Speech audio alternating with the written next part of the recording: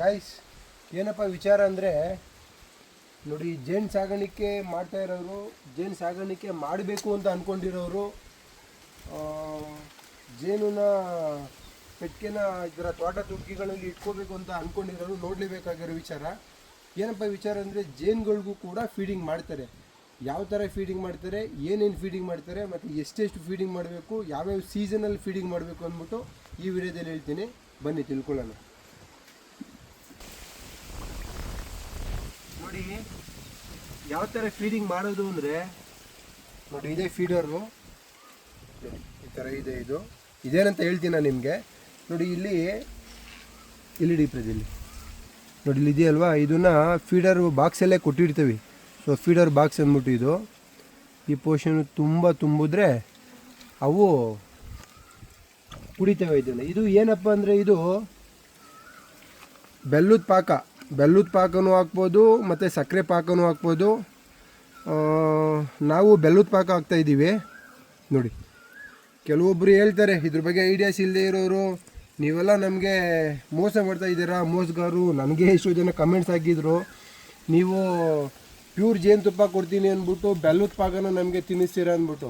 Actually ಬೆಲ್ಲದ ಪಾಕನ ಈ ಸಕ್ಕರೆ ನೀರನ್ನೇ ಆಗಲಿ ಏನಕ್ಕೆ ಹಾಕ್ತಾರೆ ಅಂದರೆ, ಇವಾಗ ನೋಡಿ, ಜೇನುಗಳು ಆ್ಯಕ್ಚುಲಿ ಇದನ್ನು ಜೇನುತುಪ್ಪ ಕಟ್ಟೋದು ಅವ್ರ ಸಂತತಿಗಳನ್ನ ಬೆಳವಣಿಗೆ ಮಾಡೋದಕ್ಕೆ ಅಂದ್ಬಿಟ್ಟು ಜೇನುಗಳು ತುಪ್ಪ ಕಟ್ಟೋದು. ಎಕ್ಸ್ಟ್ರಾ ತುಪ್ಪ ಕಟ್ಟಬೇಕು ಅಂದರೆ ನಾವು ಅವಕ್ಕೆ ನಾವು ಎಕ್ಸ್ಟ್ರಾ ಇವೇನು ಫೀಡಿಂಗ್ ಕೊಡ್ತೀವಿ, ಆ ಫೀಡಿಂಗ್ನ ಅವು ತಿಂದು ಅವು ಥರ ಜೇನನ್ನ ಶೇಖರಣೆ ಮಾಡಿ ಜಾಸ್ತಿ ಮಾಡ್ತೇವೆ. ಆವಾಗ ನಾವು ಜೇನ ಕಿತ್ಕೋಬೋದು. ಸೊ ನಾವು ಇದಕ್ಕೆ ಎಕ್ಸ್ಟ್ರಾ ತುಪ್ಪನೇ ಕೊಟ್ಟಿಲ್ಲ ಅಂದರೆ ಆ್ಯಕ್ಚುಲಿ ಜೇನು ತುಪ್ಪ ಕಟ್ಟೋದೇ ಇಲ್ಲ. ಯಾಕೆಂದರೆ ಅವು ತಂದು ಮಡಿಕೊಂಡಿರೋ ತುಪ್ಪ ಅಂದ್ಬಿಟ್ಟು ಅವ್ರ ಸಂತತಿಗೆ ಅವ್ರ ಮರಿ ಮಕ್ಳುಗಳಿಗೇ ಸಾಕಾಗುತ್ತೆ. ನಾವು ಎಕ್ಸ್ಟ್ರಾ ಫೀಡಿಂಗ್ ಕೊಟ್ಟರೆ ಮಾತ್ರನೇ ಆ ತುಪ್ಪನ ಶೇಖರಣೆ ಮಾಡೋದು. ಶೇಖರಣೆ ಜಾಸ್ತಿ ಆದರೆ ಮಾತ್ರ ನಾವು ತುಪ್ಪ ಕೇಳೋದಕ್ಕಾಗೋದು. ಸೊ ಆ ಇಂಟೆನ್ಷನಿಂದ ನಾವು ಫೀಡಿಂಗು 10 ಡೇಸ್ಗೆ ಒಂದ್ಸತಿ ಬೇಸಿಗೆನಲ್ಲಿ ಕೊಡಲೇಬೇಕು. ಮಳೆಗಾಲದಲ್ಲಿ ಜಾಸ್ತಿ ಮಳೆ ಬಂತು ಅಂದಾಗ ನಾವು ಫೀಡಿಂಗ್ನ ಕೊಡಲೇಬೇಕಾಗುತ್ತೆ.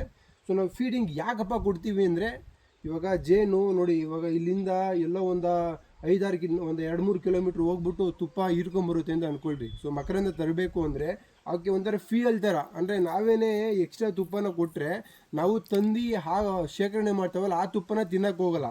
ನಾವು ಕೊಟ್ಟ ಫೀಡಿಂಗ್ನ ತಿಂದ್ಬಿಟ್ಟು ಅವು ಪ್ಯೂರ್ ತುಪ್ಪನ ತೊಗೊಂಬರ್ತವೆ, ಕಟ್ತವೆ. ಸೊ ಪ್ಯೂರ್ ತುಪ್ಪನ ತೊಗೊಂಬರ್ತವೆ, ಕಟ್ತವೆ. ಬಟ್ ಏನಾದ್ರೂ ನಾವು ಫೀಡಿಂಗ್ ಕೊಟ್ಟಿಲ್ಲ ಅಂದರೆ ಪ್ಯೂರ್ ತುಪ್ಪ ತೊಗೊಂಬಂದು ಕಟ್ತವೆ, ತಿರ್ಗಾ ಕಟ್ಟಿರೋ ಪ್ಯೂರ್ ತುಪ್ಪನೇ ಅವು ತಿಂತವೆ. ಸೊ ತಿಂದಾದ್ಮೇಲೆ ಮತ್ತೆ ತಿರ್ಗಾ ಹೋಗಿ ಜೇನು ಮಕರಂದ ಏರಕ್ಕೆ ಹೋಯ್ತವೆ.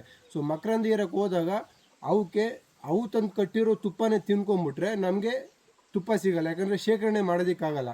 ಸೊ ಅದಕ್ಕೆ ಫ್ಯೂಯಲ್ ಥರ ಯೂಸ್ ಮಾಡ್ಕೊಳ್ಳಿ ಅಂದ್ಬಿಟ್ಟು ನಾವು ಅದಕ್ಕೆ ನಾವು ಎಕ್ಸ್ಟ್ರಾ ಫೀಡಿಂಗ್ನ ಕೊಡೋದು ಜೇನುಗಳಿಗೆ. ಓಕೆ, ಇದಕ್ಕೆ ಫೀಡಿಂಗ್ ಮಾಡಾಗಿದೆ ನೋಡಿ. ಇದನ್ನು ಕವರ್ನ ಹಾಕಿ ಮುಚ್ಚುತ್ತಾ ಇದ್ದೀವಿ. ಇದನ್ನೆಲ್ಲ ಕವರ್ನೆಲ್ಲ ಯಾಕೆ ಹಾಕಿ ಮುಚ್ಚುತ್ತೀವಿ, ಕಟ್ತೀವಿ ಅಂದರೆ, ಇದು ಮಳೆಗಾಲದಲ್ಲಿ ಜಾಸ್ತಿ ನೀರು ಹೋಗ್ಬಾರ್ದು, ಮತ್ತು ಇದಕ್ಕೆ ಬೇಸಿಗೆ ಕಾಲದಲ್ಲಿ ಬಿಸಿಲು ಜಾಸ್ತಿ ಬೀಳಬಾರ್ದು ಅಂದ್ಬಿಟ್ಟು ಈ ಥರ ನೀಟಾಗಿ ಪ್ಲಾಸ್ಟಿಕ್ ಕವರ್ ಆಗಿ ಕಟ್ಬಿಡ್ತೀವಿ.